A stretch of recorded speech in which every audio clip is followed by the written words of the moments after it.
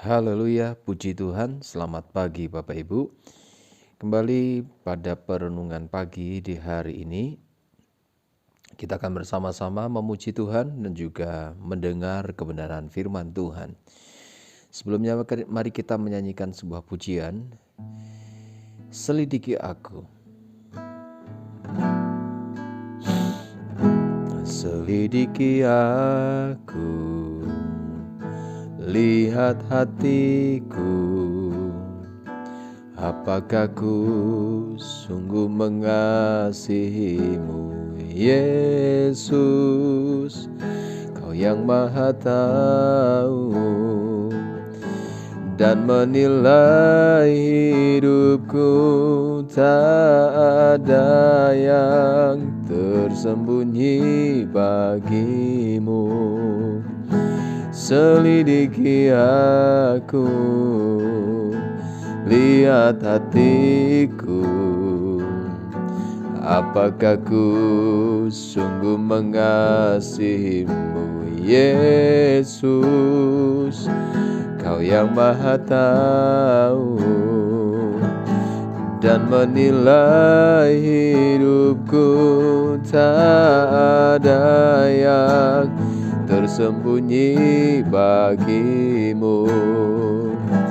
Telah kulihat kebaikan-Mu yang tak pernah habis di hidupku. Ku berjuang sampai akhirnya Kau dapati aku tetap setia. Telah kulihat kebaikan-Mu yang tak pernah habis di hidupku. Ku berjuang sampai akhirnya Kau dapati aku tetap setia. Kau dapati aku tetap setia. Mari sama-sama kita berdoa. Bapa kami dalam kerajaan sorga, di dalam nama Tuhan Yesus, kami mengucap syukur untuk kasih dan kemurahan-Mu, hingga pada saat pagi hari ini kami kembali datang kepada Engkau, Juru Selamat Tuhan kami. Dan kami saat ini siapkan hati untuk mendengar firman-Mu. Tuhan berfirmanlah, berbicaralah untuk kami. Di dalam nama Tuhan Yesus kami berdoa. Haleluya. Amin. Puji Tuhan, Bapak Ibu Saudara. Pada perenungan kita pagi hari ini, kita akan mempelajari tentang bagaimana mengasihi Tuhan. Sebelumnya kita akan membaca kebenaran firman Tuhan di dalam Ulangan pasal yang ke-6 ayat yang ke-5. Ulangan pasal 6 ayat 5, saya akan bacakan demikian firman Tuhan. Kasihilah Tuhan Allahmu dengan segenap hatimu dan dengan segenap jiwamu dan dengan segenap kekuatanmu. Ya, firman Tuhan ini tertulis dalam salah satu kitab Taurat yang menunjukkan bahwa sikap mengasihi Tuhan harus dikerjakan dengan seluruh kehidupan kita. Ada satu contoh yang bisa kita pelajari dari sebuah kisah dari 2 Raja-Raja pasal 23 ayat 1 sampai ayat yang ke-30 yang menjelaskan cerita tentang Raja Yosia. Raja Yosia pada satu ketika dia membaharui perjanjian dengan Tuhan karena dia menemukan satu kitab Taurat, hukum, perintah, perjanjian Tuhan dengan bangsa Israel. Dan kemudian Yosia merendahkan hati, dia memohon pengampunan dari Tuhan. Sekalipun mungkin Tuhan berkata bahwa murka Tuhan akan tetap nyata, akan tetap menyala atas bangsa Yehuda. Tetapi Yosia tidak tanggung-tanggung, dia mau mengubah hatinya dan juga mengubah bangsanya untuk tetap percaya berbalik kepada Tuhan. Sekalipun dia tahu bahwa Tuhan tidak akan menyurutkan murkanya, dia mengajak bangsanya untuk berkumpul, tua-tua bangsanya untuk berkumpul, dan membacakan kitab perjanjian hukum Tuhan, Taurat Tuhan kepada bangsa Yehuda. Dan kemudian menyatakan perjanjian dengan Tuhan, mengikrarkan kembali bahwa hidup mereka untuk Tuhan. Dan itu disetujui oleh tua-tua dan juga bangsa Yehuda saat itu. Bapak Ibu Saudara, Yosia juga kembali menunjukkan kasihnya kepada Tuhan dengan membuktikan dia membawa semua perkakas dari dewa-dewa asing, baik itu Baal, Asyera, dewa Molok, tentara-tentara langit, dewa matahari, dibawa dari rumah Tuhan, dikeluarkan dari rumah Tuhan, dibakar perkakas-perkakas itu. Bahkan mezbah-mezbahnya dihancurkan. Kemudian pelacuran bakti terhadap dewa Asyera yang ada di bait Tuhan juga dihancurkan. Tiang-tiang berhala semuanya dirobohkan, dibakar. Kemudian bukit-bukit pengorbanan juga dinajiskan. Baik dari Asitoret, Kamos, Dewa Milkom yang sejak Salomo didirikan masih berdiri, pada zaman Yosia semuanya dihancurkan dan dinajiskan. Dan cara menajiskannya adalah Yosia mengambil tulang-tulang dari bangsa Yehuda, bangsa Israel, bahkan sampai ke negeri Israel.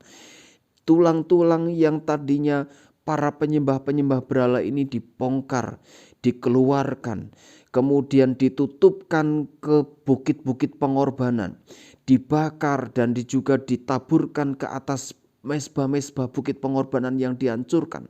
Semuanya dinajiskan agar tidak ada orang lagi yang menyembah kepada dewa-dewa asing. Kemudian Hizkia mengikrarkan kepada bangsa Yehuda untuk mengadakan satu perjanjian, yaitu mengadakan Paskah secara turun-temurun. Sejak hakim-hakim perayaan Paskah ini sudah tidak dikerjakan, bahkan pada zaman raja-raja tidak dikerjakan. Dan Yosia mengerjakan Paskah pertama sejak zaman hakim-hakim terakhir mengadakan Paskah. Dan itu menjadikan suatu pujian syukur kepada Tuhan, bahwa mereka mengingat kembali penyelamatan juru selamat itu datangnya hanya dari Tuhan, bukan dari dewa-dewa asing, bukan dari dewa-dewa lain. Bapak Ibu Saudara, yang dapat kita renungkan sebagai anak-anak Tuhan, mari kita boleh belajar bahwa kasih kepada Tuhan harus diwujudkan dengan sikap total kita kepada Tuhan. Berbalik total dan keluar dari jalan yang jahat, menghapuskan semua jejak kejahatan dengan datang kepada Tuhan. Kita memohon pengampunan kepada Tuhan Yesus, Sang Juru Selamat kita, yang sudah membebaskan kita dari hukum dosa dan hukum maut. Dan kemudian yang dapat kita kerjakan adalah melawan kejahatan yang mungkin sisa-sisa kejahatan itu harus dihapuskan dari kehidupan kita. Kita harus lawan di dalam nama Yesus. Baik roh-roh kejahatan yang ada dalam hidup kita, kita harus lawan di dalam nama Tuhan Yesus. Dan sikap-sikap inilah yang harus kita kerjakan. Dan kita boleh berbalik dan berjanji setia kepada Tuhan untuk taat melakukan firman Tuhan.